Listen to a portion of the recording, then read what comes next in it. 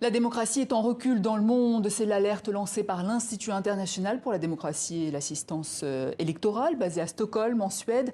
Dans son dernier rapport, pour en parler avec nous, son chargé de programme principal, Maurice Engelegele. Bonsoir, vous êtes également professeur en sciences politiques. Alors, en 5 ans, le nombre de démocraties dans le monde est donc passé de 104 à 98.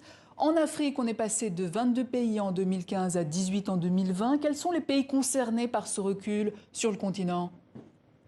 Bonsoir madame, merci pour votre question. Je devrais dire que votre constat est confirmé et correct et le fait paradoxal est que ce recul concerne les pays qui étaient considérés il y a encore 5 ans comme ceux étant les plus performants en matière de démocratie. On peut citer entre autres le Bénin, on peut citer la Côte d'Ivoire, on peut citer la Guinée-Conakry avec les conséquences qui en ont découlé pour ce dernier pays.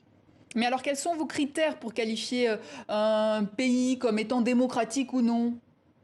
Alors, notre indice a trois catégories, hein. Les pays démocratiques sont ceux qui tiennent à échéance constante des élections régulières auxquelles les oppositions ont des chances d'accéder au pouvoir.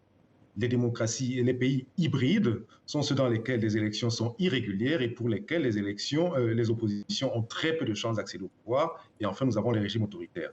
Alors, pour la première fois, depuis une dizaine d'années, le nombre de pays rentrant dans la catégorie des démocraties, des pays de la catégorie autoritaire, dépasse celui dans la catégorie des pays hybrides ou des démocraties consolidées en Afrique.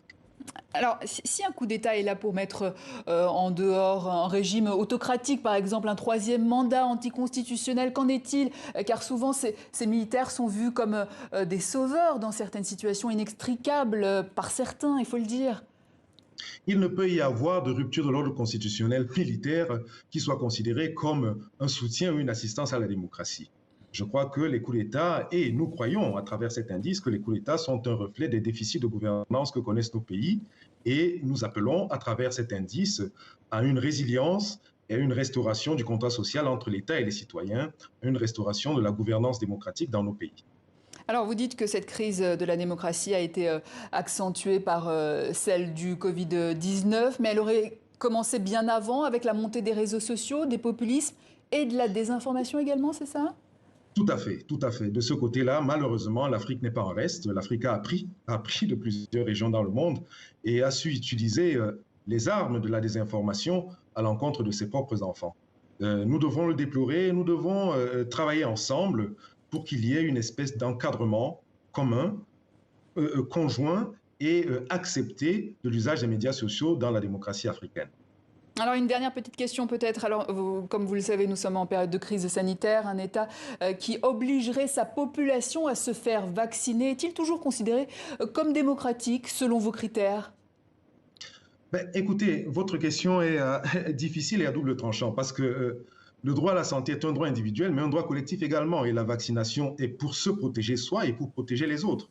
Nous sommes donc à la lisière d'une situation assez difficile dans laquelle on doit concilier deux impératifs catégoriques. Je devrais dire que des pays démocratiques comme l'Autriche ont récemment imposé la vaccination. Pour l'instant, l'Afrique n'y est pas puisque nous n'avons pas de vaccin. Et nous devons travailler ensemble à convaincre nos citoyens, nos compatriotes, nos confrères, nos frères africains à aller se vacciner pour se protéger et pour protéger les autres compatriotes. Maurice Engelegele, merci. Je rappelle que vous êtes chargé de programme principal à l'Institut international pour la démocratie et l'assistance électorale.